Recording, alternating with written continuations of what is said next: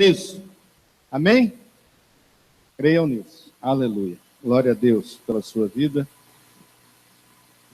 Hoje está sendo inaugurada mais uma igreja nova. Não igreja, mas um templo novo, uma construção própria de uma das Iamirs. A Iamir de Nova Mutum.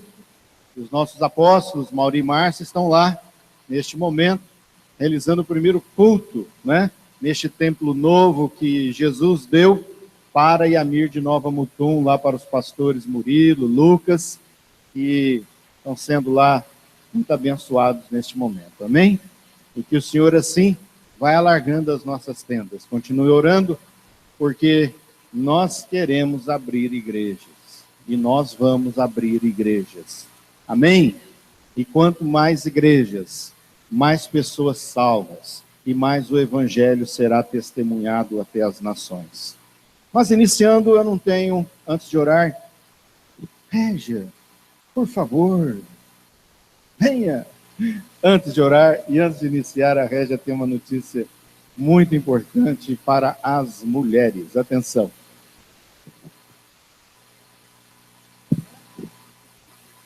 A paz do Senhor, Deus abençoe a todas. Ele ficou com vergonha de dar recado para as mulheres. Esse ano nós já fizemos o cronograma da Rede de Mulheres, então venho convidar todas para o dia 10 de fevereiro, às 8 horas, estarem aqui. Será um ano de grandes novidades, vai ser um ano muito abençoado para todas nós, não percam. Eu quero que vocês se encorajem para estar aqui e convidar outras mulheres, amém? Às 20 horas, tá? Então vamos tentar ser pontual, porque nós vamos começar honrando quem está aqui no horário. Amém? Deus abençoe. Glória a Deus. Sexta-feira, dia 10, 20 horas, primeira reunião da Rede de Mulheres do ano de 2017. Não perca, mulher, traga uma convidada, que vai ser bênção dos céus para vocês. Mas como eu disse, antes de orarmos, e você vai entender por quê, nós temos uma notícia não muito boa. Hoje a nossa ministração será focada em gratidão, em alegria, em renovo, em observar alguns exemplos bíblicos que nos demonstram que temos que ser gratos a Deus, ter gratidão em nosso coração em qualquer momento e diante de qualquer situação em nossas vidas. Recebemos uma notícia agora há pouco, você tem visto alguns testemunhos aqui, e você já viu pela internet, de 2 pastores que estavam presos no Sudão, estão, mas hoje saiu a sentença, pelas misericórdias de Deus, eles não foram condenados à morte, mas glória a Deus, mas eles foram condenados, um a 12 anos e outros a 23 anos de prisão. Por que eu estou dando essa notícia negativa, ruim? Porque faz parte do corpo de Cristo. A Bíblia fala que nós devemos chorar com aqueles que choram, não é? Sofrer com aqueles que sofrem e nos alegrar com aqueles que se alegram. Esses homens, um sudanês e o outro europeu, não me lembro o país, estavam presos já há vários anos, e a origem dessa prisão foi porque eles quiseram ajudar um jovem numa universidade que sofreu um acidente e eles quiseram ajudar. E por ter uma maioria de uma religião que prega a morte, que prega a destruição, eles então foram perseguidos por levantar a bandeira de Cristo. São irmãos nossos que hoje foram condenados à prisão num país muito pobre e que dificilmente eles sairão ilesos dessa prisão. Mas por tua oração isso pode ser amenizado. Por isso que eu estou dando este recado logo no início. Porque a igreja tem que ser participativa, mesmo que estes irmãos estejam do outro lado do mundo. Por isso, eu quero que você levante sua mão. Nós vamos orar pelo culto, orar pela palavra, mas também orar por esses 2 irmãos. O nome deles, um é pastor Hassan, pegou 12 anos, e o outro é o estrangeiro, missionário, chama-se Pedro, que pegou 23 anos de prisão. Então vamos orar por eles agora, curve sua cabeça, vamos orar pelo culto, pela palavra. Senhor Deus amado, primeiramente nós queremos te dar graças, toda honra e glória pertence ao Senhor, meu Deus. Nenhuma folha de uma árvore cai sem a tua permissão, meu Deus. Nenhum fio de cabelo cai, meu Deus, sem a tua permissão. Pai, o Senhor permitiu esses acontecimentos, estas situações para os teus filhos lá no Sudão. Nós queremos pedir como igreja do Senhor, meu Deus amado, ajuntando-nos, ó Pai, a outros milhares que oram por estes irmãos, meu Pai. Que o Senhor esteja aliviando a dor deles e a dor de sua família diante de tão severa condenação, meu Deus. Que o Senhor possa, meu Deus amado, visitá-los neste momento, fortalecendo-os, como o Senhor visitou Paulo nas prisões de Roma, Pai Santo, nas prisões de Jerusalém. Meu Deus, que o Senhor possa fortalecer o pastor Hassan, missionário Pedro e tantos outros, meu Deus, milhares neste mundo, presos, meu Deus amado, pela fé em Cristo Jesus. Pai, que o Senhor possa estar amenizando, meu Deus, tirando, meu Deus amado, todo ódio, todo rancor do coração, meu Deus, que porventura haja, Senhor. Pai, nós colocamos esta palavra diante da tua presença. Nós colocamos e pedimos que o Senhor venha visitar-nos essa noite, meu Deus. Nós te agradecemos pela liberdade de culto, pela liberdade, meu Deus amado, que temos em nossa nação de pregar o teu evangelho, Pai. E quantas vezes nós não fazemos, meu Deus amado, por comodismo. Nós te pedimos perdão como igreja nesta cidade, nesta nação, Pai. Em nome de Jesus, que o Senhor possa visitar essa noite cada coração, meu Deus. Entregamos a palavra na tua presença santa. Que o Senhor possa visitar agora, Senhor, meu Deus, a igreja de Nova Mutum, os teus filhos lá, meu Deus, ministrando a tua alegria. Obrigado, Senhor, por mais essa conquista. Em nome de Jesus Cristo. Amém. Glória a Deus. Amém. Por certo, Deus escutou a nossa oração e vai amenizar a situação desses irmãos que estão presos lá no Sudão. Irmãos que defendem a mesma bandeira que você, o Evangelho do Senhor Jesus Cristo de Nazaré. Amém.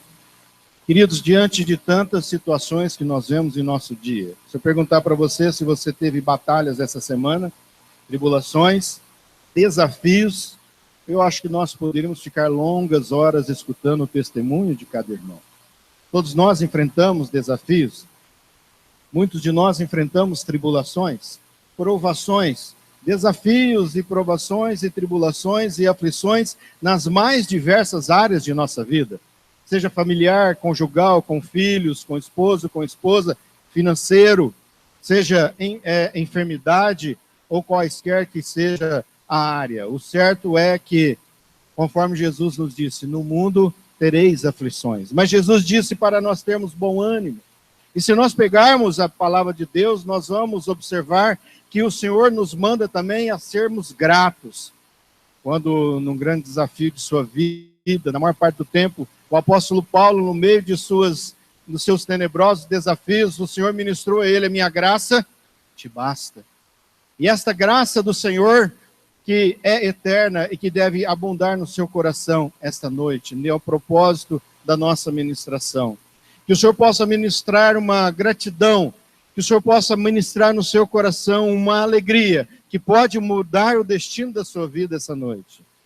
Porque nós sabemos que quando nós murmuramos diante de uma situação, nós estamos articulando um mover do inferno e não dos céus. Mas quando nós expressamos gratidão e alegria, mesmo na dificuldade, mesmo na falta, mesmo na tribulação, nós estamos promovendo uma articulação do céu ao nosso favor. Nós estamos promovendo um mover dos anjos ao nosso favor. Nós estamos promovendo que o reino espiritual comece a funcionar a sua engrenagem ao nosso favor, mesmo nós não vendo, não sentindo, não enxergando o que está acontecendo. Mas o fato é que Deus, Ele quer essa noite ministrar em nosso coração a gratidão e a alegria.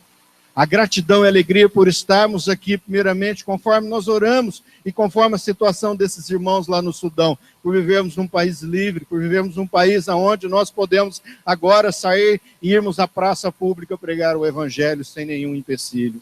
Isso é bênção e isso é gratidão ao nosso Senhor e Salvador. Amém? Talvez o motivo pelo qual você está aqui hoje, talvez esse motivo seja motivo de gratidão ao Senhor, porque nós podemos vir à igreja de forma livre testemunhar o Evangelho, buscar a palavra de Deus, louvar ao Senhor de todo o nosso coração. Amém? Graças a Deus por isso. Mas Jesus nos dá um exemplo maior, através do texto, da palavra dele. Nós vamos ler vários textos, em Hebreus 12, 22. Aqui nos diz o seguinte: olhamos firmemente para o autor e consumador da nossa fé, Jesus, o qual, em troca da alegria que lhe estava proposta, suportou a cruz, não fazendo caso de ignomínia, e está sentado à destra do trono de Deus. O Senhor Jesus, ele sabia quais seriam as consequências da sua entrega naquela cruz. Seria dor. Jesus era um homem tal como eu e você. Jesus tinha carne, Jesus tinha sentimentos, emoções, ele passou por dores horríveis e tenebrosas, e ele sabia tudo o que ele iria sofrer. Segundo dizem, uma das mortes mais terríveis é a morte da crucificação, onde aquela pessoa, ela vai morrendo aos poucos e de forma terrível e dolorosa. Jesus sabia disso, mas olha o que nos diz o texto aqui, o qual, em troca da alegria que lhe estava proposta, Jesus sabia que viria alegria eterna por aquela entrega dele. Nós temos que entender através desse texto, nesse exemplo maior que é através de Jesus Cristo, que tribulações, provações, dificuldades podem ser grande trampolim, grande ponte para uma grande alegria. Pode ser uma oportunidade do Senhor dar em sua vida uma guinada, uma transformação, uma mudança de rota, de destino, de percurso para a sua vida. E só que muitas vezes o cristão, ele é levado a murmurar ao invés de louvar ao Senhor e dar graças a Deus. E essa noite o Espírito Santo vai mostrar para você, através de alguns exemplos, de que é possível, não é? Caminhar para conquistar essa alegria que o Senhor quer ministrar em vosso coração. Nós temos um exemplo também na palavra de Deus, muito forte, que é na vida de Neemias. Nós não vamos ler todos os textos, porque ficaríamos aqui muito tempo para isso. Mas Neemias ele era copeiro do rei, ele era uma pessoa de dentro do palácio real, ele era uma pessoa importante, ele era uma pessoa que conhecia muita coisa, um sábio do Senhor, não é? E ali ele recebeu uma notícia muito ruim, uma notícia que o abalou profundamente a ponto de o jogar prostrado ao chão. E se você ler lá no início do livro de Neemias, você vai ver que ele ficou cerca de 2 dias chorando e clamando e buscando a Deus diante daquela notícia. Notícia essa que era a parcial destruição da cidade de Jerusalém. Chegou até Elias, ele ali trabalhando, uma notícia de que, olha, os portões estão queimados, os muros estão fendidos, não é? A cidade foi parcialmente destruída, está desolada em monturos, não é? E ele recebeu aquela notícia, ficou impactado, querido. A questão não é quando você vai receber a notícia ruim, a tribulação, a dificuldade, é o que você vai fazer daquela notícia. Porque quando nós recebemos aquela tribulação em nossa casa, a dificuldade, o desafio, a aflição, aquela notícia, nós temos 2 formas de reagir. Reagir com murmuração, Deus me abandonou, Deus não me quer mais, porque isso, porque aquilo, vou abandonar a igreja, vou deixar os caminhos de Deus. Essa é uma reação. Infelizmente, muitos praticam. A outra reação é dar graças a Deus. É estar buscando a Deus, é ser grato a Deus e falar, Senhor, o que o Senhor quer permitir através disso? O que o Senhor quer falar comigo através disso?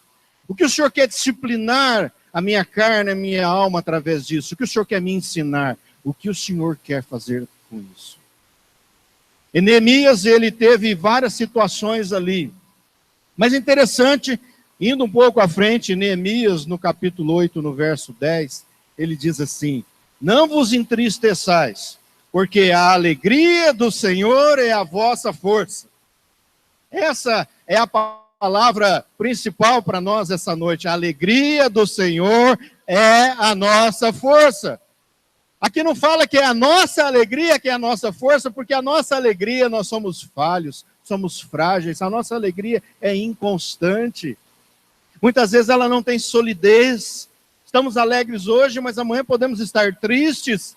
Mas a alegria do Senhor, ela é plena, ela é constante, porque Deus é amor e o Senhor quer o melhor para nós. Então nós temos que nos basear na alegria do Senhor. Senhor, eu estou triste, estou fraco, mas eu sei que a tua alegria é a minha força. E baseando-nos nessa questão de que a alegria do Senhor é a nossa força, nós conseguimos caminhar. E foi dessa maneira que Neemias enfrentou aquela notícia ruim que veio e se abateu sobre ele. Um homem de Israel que mesmo estando a serviço de um rei estranho, ele com o seu caráter, com sua busca, o seu amor a Deus, ele conseguiu realizar muita coisa. Mas a primeira coisa, ele enfrentou aquela terrível notícia. Como você tem enfrentado o dia ruim? Todos nós temos dias ruins. Não vivemos em um mar de rosas. Jesus disse: no mundo você vai ter aflições. E nós temos aflições. Dia menos dias nós temos. Como você tem enfrentado? Neemias enfrentou primeiramente, dizer para você que enfrentamos o dia ruim, a tribulação, a dificuldade nos jogando no mar de rosas seria uma hipocrisia de nossa parte. Não, a tristeza vem e se abate. Mas a primeira coisa que Neemias fez foi chorar diante de Deus. Esse foi o primeiro desafio que ele fez, foi chorar diante de Deus. Quantas vezes você tem chorado diante de Deus? Tem derramado as suas lágrimas diante do Senhor? Tem buscado o nosso Deus verdadeiramente diante dos desafios na sua vida? Ele clamou, se humilhou, teve a fé que agrada a Deus. Ele orou muito. Se você ler ali no texto de Neemias, nos primeiros versículos, primeiro e segundo capítulo, você vai ver que Neemias, ele se prostrou diante de Deus. Como você tem reagido diante dos desafios? Diante da tribulação? Diante daquela enfermidade, diante daquela situação familiar, tem murmurado, tem jogado a culpa no cônjuge, ou no filho, ou no patrão, ou no governo, ou tem assumido as suas responsabilidades? Neemias, você não vê ele nem uma vírgula jogando a culpa em outra pessoa. Ah, mas é por culpa do povo de Israel, que é ruim, que é murmurento, que é sem vergonha. Ah, é culpa desse governo que nos massacra. Não, Neemias assumiu, se prostrou, 2 dias chorou, e depois começou a agir, a fazer a parte dele. Você tem feito a sua parte dentro da sua família? Você tem feito a sua parte como cônjuge? Você tem feito a sua parte como filho, como pai, como esposa, como trabalhador? Ou tem jogado a culpa numa síndrome que eu chamo síndrome adâmica? Adão jogou a culpa em Eva, Eva jogou a culpa na serpente, e assim é a história que se repete entre nós, um jogando a culpa no outro.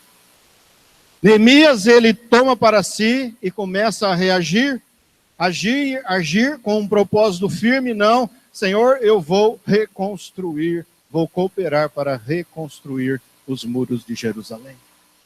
O que você tem feito diante de tribulações que estão ocorrendo hoje na sua família? Hoje, talvez no seu interior. Hoje, talvez nas pessoas que rodeiam a sua vida. Tem feito a sua parte? Neemias fez a dele.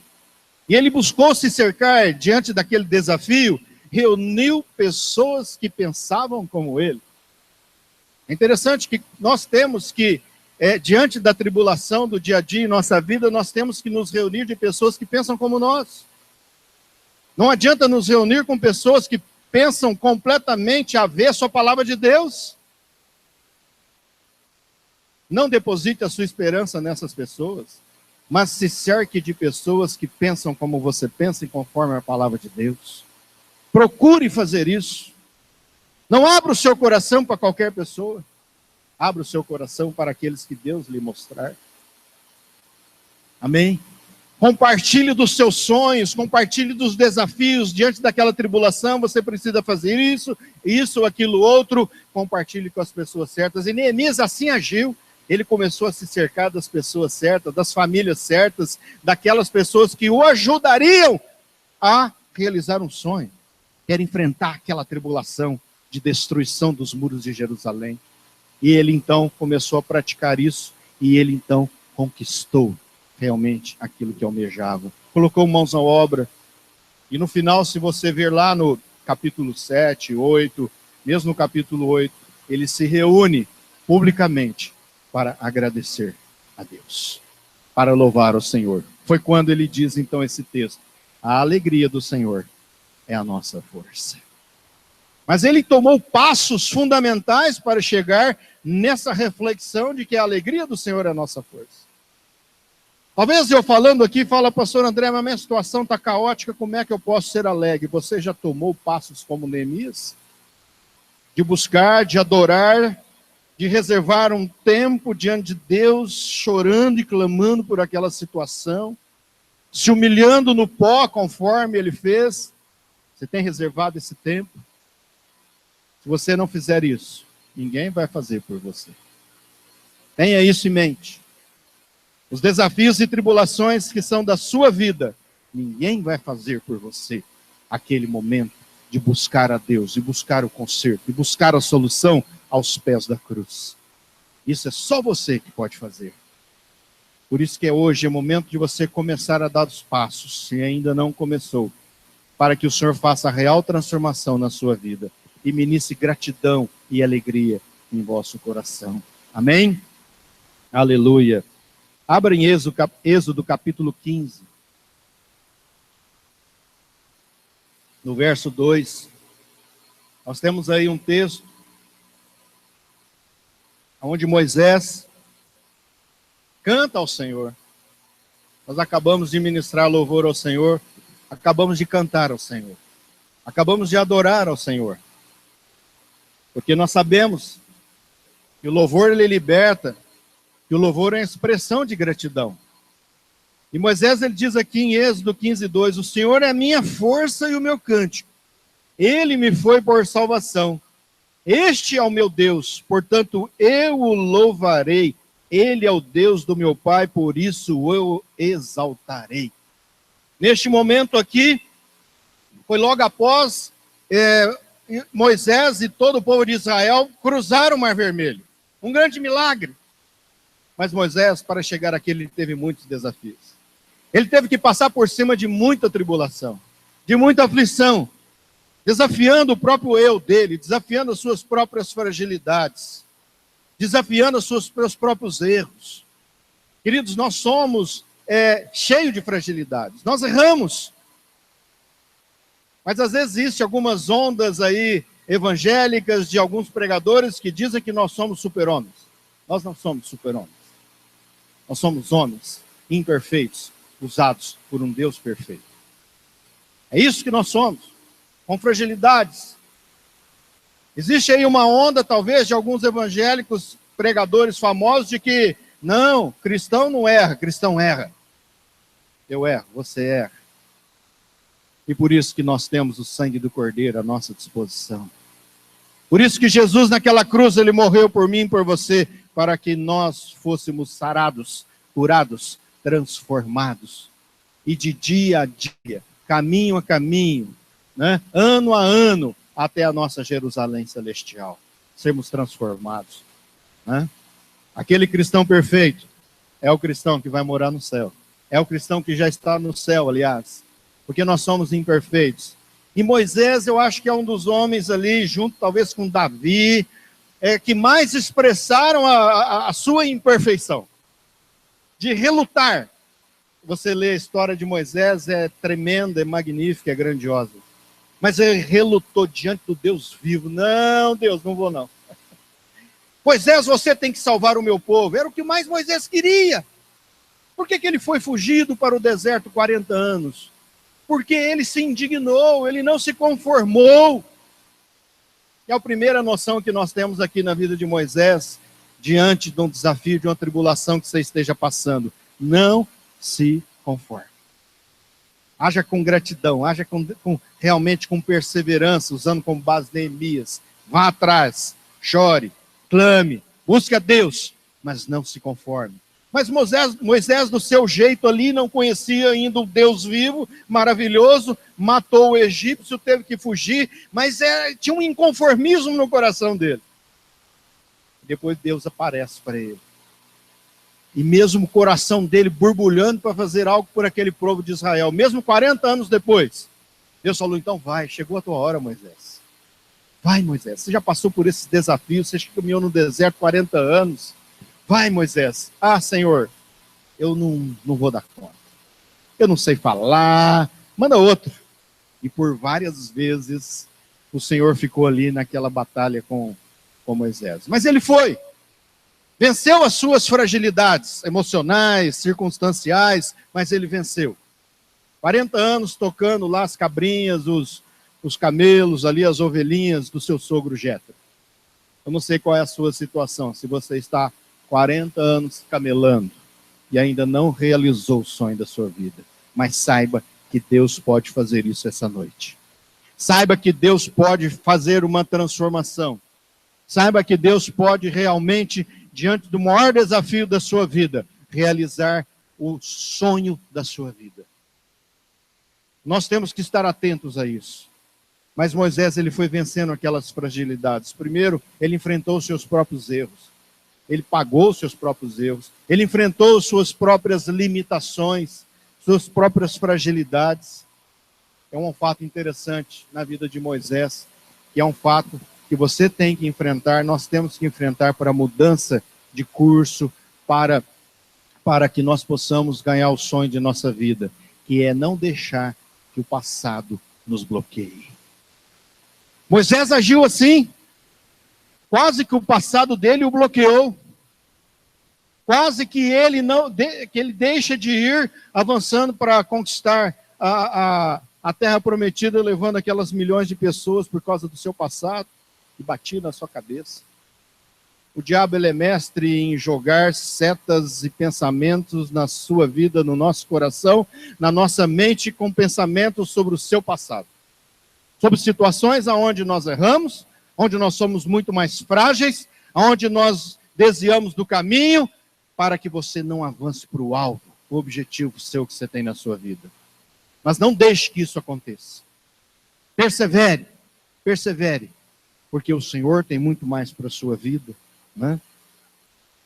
Uma outra coisa interessante na vida de Moisés ali, nesse desafio que Deus propôs a ele aceitou ajuda. Principalmente nós homens, às vezes não buscamos ajuda. Não buscamos auxílio de outro irmão, de outra pessoa, de um líder. E aí sofremos e damos murros em ponta de faca. Queridos, ninguém é uma ilha. Aceite ajuda para aquele desafio, para aquela tribulação, para aquela necessidade, para aquele dia ruim. Aceite a ajuda de um irmão, uma oração, um conselho. Vá atrás de pessoas, como eu disse, Neemias se cercou de pessoas que sonhavam o mesmo sonho.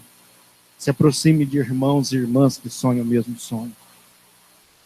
Se Moisés não tivesse aceitado a ajuda proposta por Deus, através de Arão, talvez ele não tivesse conquistado, levado aquele povo, atravessado o Mar Vermelho, e nem chegado a cantar aquele cântico de Êxodo capítulo 15. Aceitar ajuda para enfrentar os desafios faz parte da alegria do nosso coração. Teve a fé necessária, agiu mesmo diante do desafio impossível e, principalmente, ele adorou ao Senhor. Ele adorou o Senhor. Se você observar também na Bíblia, você tem que ler a Bíblia. Mas se você observar na Bíblia a vida de Abraão, todos os passos que ele dava, antes de um desafio novo, ele erigia um altar. A adoração. A adoração. Nós somos treinados erroneamente por uma religião séculos e séculos, que a adoração, que o louvor é na igreja aos domingos. Isso é uma das maiores armadilhas do inimigo. Não que a adoração não seja necessária aqui, mas ela tem que ser um hábito diário, 24 horas em nosso coração. Ao levantar, dê glórias a Deus. Levante um altar. Hoje nós não construímos altar de pedras, de madeira, como fazia Abraão. Todo lugar que ele ia, levantava um altar em glorificação ao nosso Deus. E por isso chegou aos anais da história como patriarca. Mas devemos levantar os nossos altares mesmo diante da tribulação. Senhor, meu Deus, eu estou passando nessa situação. Mas o Senhor é o meu Deus em quem confio. Senhor, meu Deus, olho meus olhos para os montes e pergunto de onde me virá o socorro, e declaro: o meu socorro vem do Senhor que fez os céus e a terra. É formas de adoração, formas de levantar altares ao Senhor dia a dia, em qualquer momento, em qualquer situação. E Moisés, ele adorou o Senhor. Nós vemos um exemplo nesse cântico em Êxodo capítulo 15. Logo após aquela conquista, ele teve muitas outras batalhas. Teve muitas consequências das suas fragilidades e erros. Esteja preparado para administrar as consequências, pois nós somos humanos, temos erros e fragilidades, mas o Senhor vem com a mão dele e nos conduz com as suas misericórdias, com a sua graça. Quando nós somos sinceros diante de Deus. Amém? Existe um outro homem que teve grande tribulação na sua vida. Eu acho que é a pior tribulação na vida de um homem na história da humanidade, que foi na vida de Jó. Jó perdeu tudo. Família, bens, pertences, filhos, tudo. Mas olha o que diz Jó capítulo 1, versículo 1. Havia um homem na terra de Uz, cujo nome era Jó. Homem íntegro, reto, temente a Deus e que se desviava do mal. Esse homem tinha características de um homem que poderia sofrer tanta tribulação e miséria? Não. O inverso.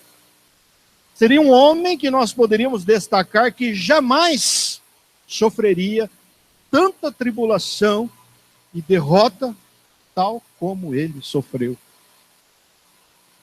Mas o diabo um dia passeando ali, o diabo vai passeando, eu acho que de vez em quando Deus permite que ele visite ele, e o diabo então pergunta: ó Deus, tá vendo o Jó lá? Deixa eu cutucar ele. Deus falou: pode fazer isso, mas não toque na vida dele, ou seja, não o mate. Nós temos que entender nesse início do capítulo do livro de Jó que a tribulação na sua vida, ela vem porque Deus permite. Deus é Deus. Deus tem o governo da eternidade em suas mãos. Os cientistas até hoje desconhecem quantos números de galáxias, de planetas e tudo mais que existe. É eterno, não tem fim. E Deus tem o controle. No estalar de dedos, ele faz surgir uma nova galáxia, uma Via Láctea, bilhões de estrelas e planetas. A ciência não explica muita coisa. O nosso corpo humano, o nosso cérebro é algo infindável, eterno, maravilhoso, uma fonte inesgotável de pesquisas científicas. Ainda não descobriram tudo como nós funcionamos.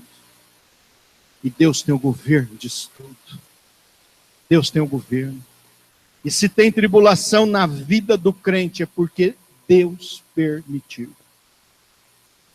Talvez por consequências de nós mesmos, de uma má administração de nossa vida, emocional, ou conjugal, ou financeira, familiar, não sei. Sofremos as consequências, sob a permissão de Deus. Mas se clamarmos, Ele é poderoso em dar a solução. Em dar a solução. Portanto, ao olharmos aqui, nós perguntamos: Senhor meu Deus, por que o Senhor permitiu Jó sofrer tanto? Seria o último homem, íntegro, honesto, reto, temente a Deus, se desviava do mal. Era um homem que mantinha a linha de conduta conforme Deus queria. Mas Deus permitiu que acontecesse algo. Então, nessa tribulação que vem sobre nós, nós temos que meditar nessas coisas, refletir.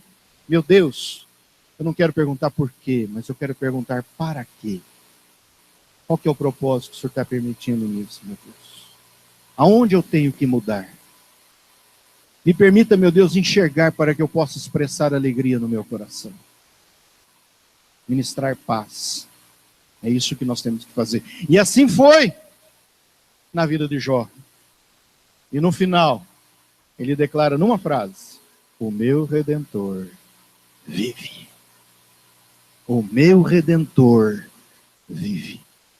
E diz a palavra que o Senhor deu para Jó tudo em dobro. Deus restituiu todas as coisas.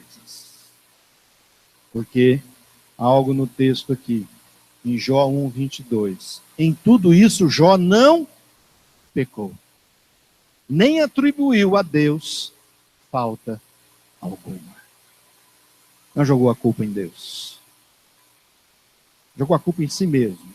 Ele se auto-amaldiçoou, inclusive. Mas não colocou a culpa em Deus. Ele aceitou que aquilo vinha de permissão de Deus. E daí então ele teve o resultado em declarar: o meu Redentor vive. Você pode declarar isso essa noite: o meu Redentor vive. Aleluia. Nesse âmbito de fraquezas e derrotas e consequências e alegria e a graça de Deus, nós temos um dos exemplos maiores, que é a vida de Paulo. É a vida de Paulo. Diz a história, isso não está na Bíblia. Alguns dizem que até o nosso teólogo amado, o mestre Elias, pode depois nos explicar. Talvez era um cárcere interior ou inferior, mas numa das prisões de Roma, que existe suas ruínas até hoje, onde Paulo ficou preso. E nessa prisão, que fica abaixo de um calabouço, e apenas uma abertura conforme de um esgoto que entra, e ali eram jogados os prisioneiros, ou para morrer de fome, de sede, de pneumonia, ou para aguardar suposta sentença de morte, que no caso aconteceu com Paulo. E diz que esse calabouço ele foi construído originariamente há cerca de 600 anos antes de Cristo, e ele foi construído como uma passagem de águas da chuva, de esgoto, alguma coisa nesse sentido. Então, na época, quando chovia muito, nesse calabouço, as águas subiam e cobria parcialmente o corpo dos prisioneiros que ali estavam, e não ficava apenas um. Então, ali muitos morriam por consequência dessas águas, de pneumonia, de doenças respiratórias, aquela água toda, ficava às vezes dias, depois ela baixava conforme as chuvas baixavam. Mas Paulo, segundo a história, ele, além de ficar ali, ministrar, e ali ele escreveu várias partes do Novo Testamento, ele ainda batizou vários prisioneiros naquelas águas, que matavam muitos, mas salvaram muitos. Por isso que uma das palavras mais fortes que o Espírito de Deus ministrou e ministra na vida de Paulo e em nossa vida hoje: a minha graça te basta. A minha graça te basta. E nós, como igreja, no decorrer dos séculos, nós fomos perdendo essa noção de que a graça do Senhor nos basta. De que a graça do Senhor nos basta. Amém? Segundo Coríntios 12:10, Paulo nos diz: porque quando eu sou fraco, então é que sou forte. Como é que nós administramos isso? Porque nós aprendemos desde a eternidade que nós, quando nós estamos fracos, nós somos fracos. Para sermos fortes, nós temos que ser fortes, mas a Bíblia diz ao contrário. A Bíblia diz que quando nós estamos fracos, aí é que somos fortes. E Paulo diz isso com maestria, porque ele viveu isso anos e anos e anos, décadas e décadas e décadas a fio.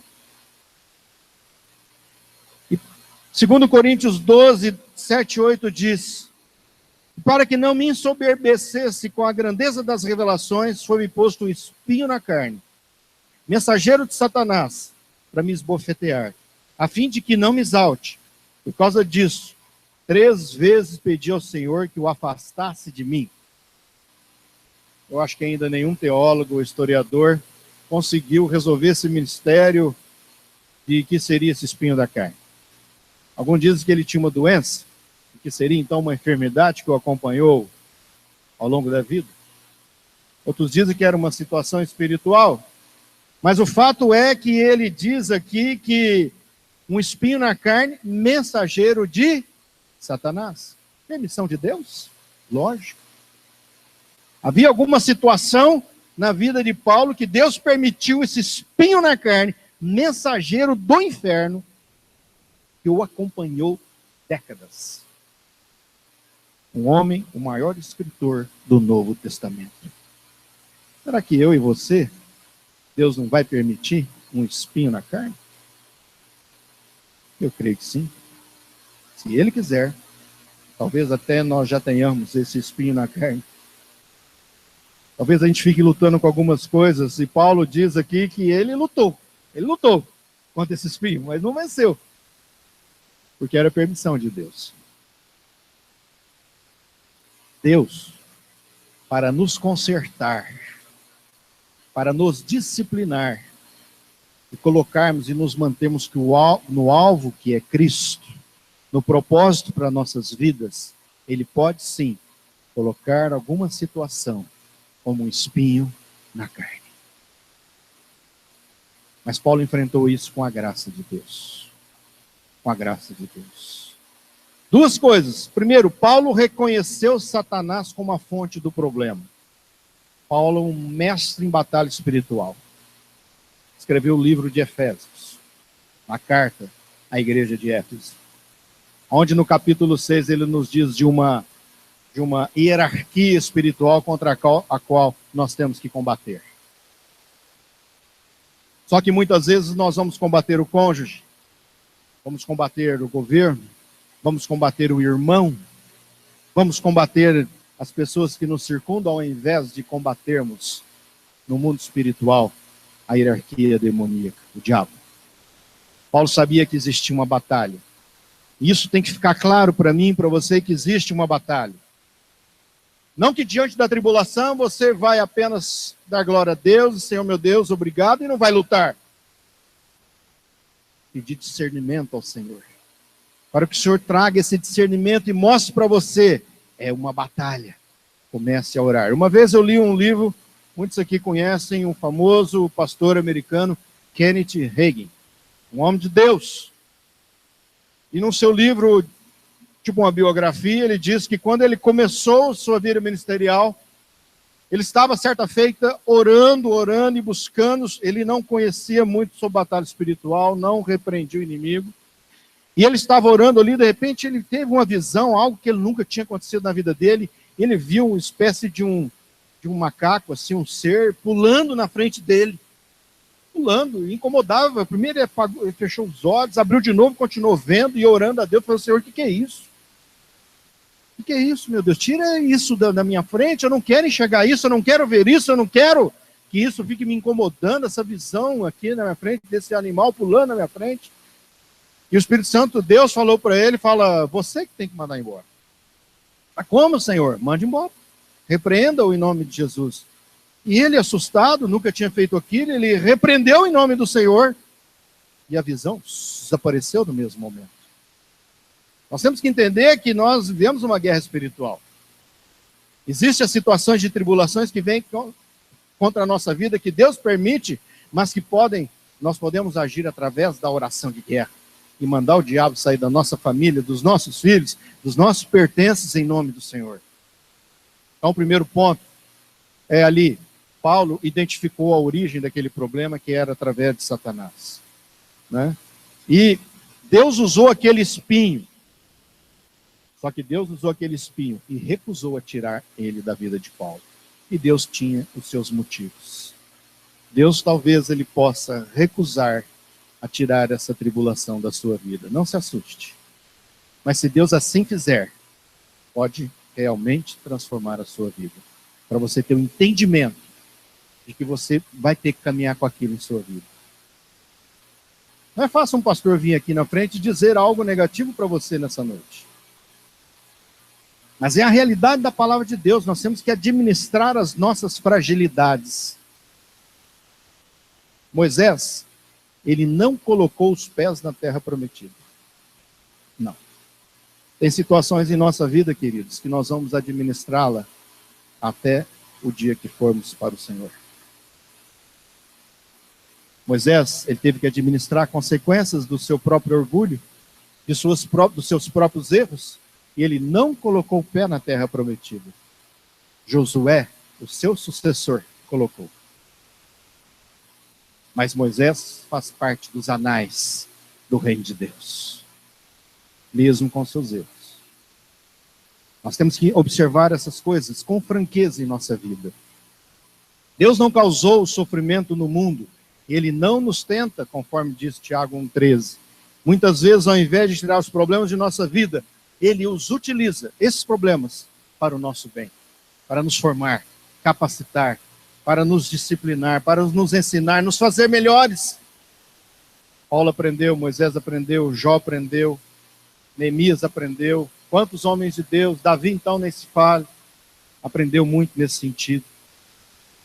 Mas a resposta de Paulo para Deus, para a sua carne, para o seu eu, para o seu ego, para os seus sentimentos, para as suas emoções, para a sua alma, ele diz em 2 Coríntios 12:9, de boa vontade, pois, mais me gloriarei nas fraquezas, para que sobre mim repouse o poder de Cristo. Ele se gloriava nas suas próprias fraquezas, para que o poder de Cristo descesse sobre ele. Repouso, a palavra diz repousar, ou seja, permanecer na vida dele. O outro texto, Gálatas 2:19, porque eu, mediante a própria lei, morri para a lei, a fim de viver para Deus. Estou crucificado com Cristo. Logo, já não sou eu quem vive, mas Cristo vive em mim, e esse viver que agora tenho na carne, vivo pela fé no Filho de Deus, que me amou a si mesmo, e a si mesmo se entregou por mim. São verdades, são respostas de Paulo a Deus e ao seu próprio eu. Quando nós começamos a declarar a palavra de Deus, nós começamos a fazer um mapeamento no nosso cérebro, nosso intelecto, nossos sentimentos, nossos pensamentos, e nós começamos então a fazer declarações ainda melhores. Nós temos que começar a declarar a palavra de Deus. Declarar a palavra de Deus. E terminando, enquanto isso, a Zanza e a equipe vão subir, que nós temos um cântico para nós orarmos. Abacuque 3, 17, 18. Queria que você abrisse o último texto que nós vamos ler essa noite.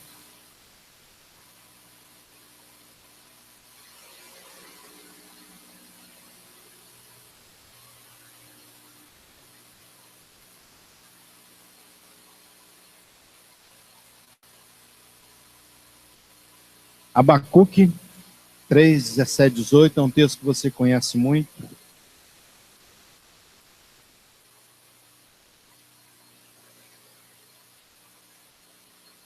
Pessoal da mesa de som, nós estamos online na internet? Pergunta aí, pastor. Sim? Ok? Eu preciso mandar um abraço para o pastor Henrique da Avanço, que falou, pastor, nós assistimos todo domingo, lá na Albânia, né? Você pode fazer assim para o pastor Henrique? Faz aí porque ele está vendo. Faz assim, pastor Henrique da Avanço, pastor Henriqueta, Emanuele, que estão lá na Albânia, no leste europeu, e outros irmãos também ao redor do mundo aí que nos assistem também pela internet, amém? Nosso culto ao vivo, que é transmitido pelo canal do YouTube, amém? Porque ainda que a figueira não floresça, nem haja fruto na vide, ainda que decepcione o produto da oliveira, os campos não produzam mantimento, ainda que as ovelhas da malhada sejam arrebatadas, nos currais não haja gado. Todavia eu me alegrarei no Senhor, exultarei no Deus da minha salvação. Aleluia! Quero meditar com você por breves minutinhos antes de nós, enquanto o pessoal se prepara aqui, antes de nós orarmos. Queridos, há milhares de anos atrás, não sei se milhares ou centenas de anos atrás, mas milhares, né? Com certeza, Abacuque fez essa descrição de uma situação de completa miséria, de completa derrota.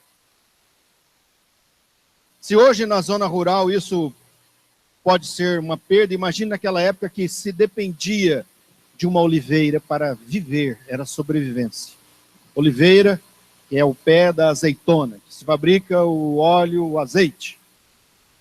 E se dependia de uma vide, que é a videira, que é o pé da uva, você fabricava o vinho, era subsistência.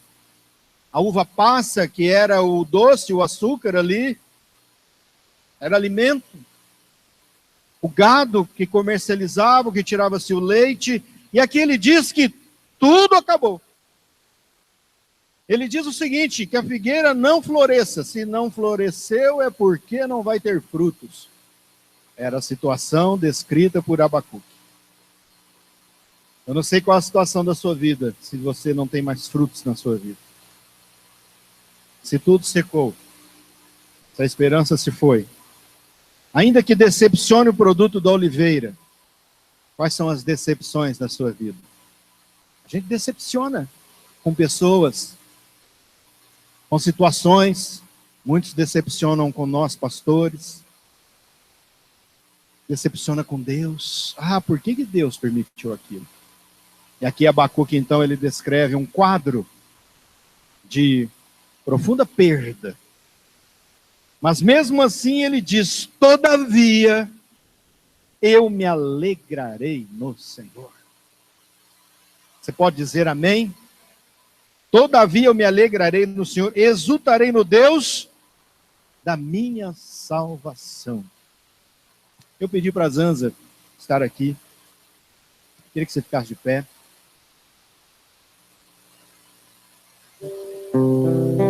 Provavelmente a maioria dos irmãos não conhece esse cântico. Eu, aliás, não conheço ele integralmente. Mas a Zanza trouxe ele para nós. É um cântico que eu escutava na minha infância. Cantado pela minha avó, pela minha mãe. E que fala para nós contarmos quantas bênçãos nós já recebemos. A pastora Elias conhece, a Cléo, a pastora Elias. E esse cântico vai falar ao seu coração. Momentos de tribulações, de aflições, de perdas, nós costumamos olhar apenas a situação caótica. Mas procure agora olhar e contar quantas bênçãos Deus já deu para a sua vida. E que a partir dessa noite você possa transformar este louvor em bênção para a sua vida. E que mesmo diante da tribulação, mesmo diante da perda, da dificuldade, que Abacuque descreve tão bem, você possa dizer, eu exultarei no Deus da minha salvação. Vamos cantar, se você quiser fechar seus olhos, apenas ouvir esse cântico maravilhoso. Queridos, essa canção, ela tem estrofe e refrão, é do Inário Cristão. E eu gostaria de ensinar o refrão para vocês, se vocês me ajudarem, ajudar nós a cantar o refrão. Ela diz assim, ó. Contas bênçãos, conta quantas são recebidas da divina mão. Uma, dizes de uma vez, hás de ver surpreso quanto Deus já fez. Quantas bênçãos, conta quantas são recebidas da divina mão. Uma, diz Deus de uma vez. Age de surpreso quando Deus já fez. Isso aí, vamos cantar. Se da vida as ondas procelosas são, se com desalento julgas tudo bom, quantas muitas bênçãos dizes uma vez, hás de ver surpreso quanto Deus já fez. Quantas bênçãos, conta quantas são recebidas da divina mão. Uma, dizes uma vez, hás de ver surpreso quanto Deus já fez. Tens acaso mágoa triste é teu lidar? É a cruz pesada que tens que levar. Quantas muitas bênçãos não duvidarás. Em canção alegre os dias passarás. Quando veres outros com seu ouro e bens, lembra que tesouros prometidos tens. Nunca os bens da terra poderão comprar a mansão celeste em que tu vais morar. Quantas bênçãos, conta quantas são recebidas da divina mão. Uma, dizes de uma vez, hás de ver surpreso quando Deus já fez. Seja teu conflito forte ou fraco aqui, não te desanimes, Deus cuida de ti. Seu divino auxílio minorando o mal, dá-te-á consolo sempre até o final. Quantas bênçãos, conta quantas são recebidas da divina mão. Uma, dizes de uma vez, hás de ver surpreso quando Deus já fez. Quantas bênçãos, conta quantas são recebidas da divina mão. Uma, dizes de uma vez, hás de ver surpreso quando Deus já fez.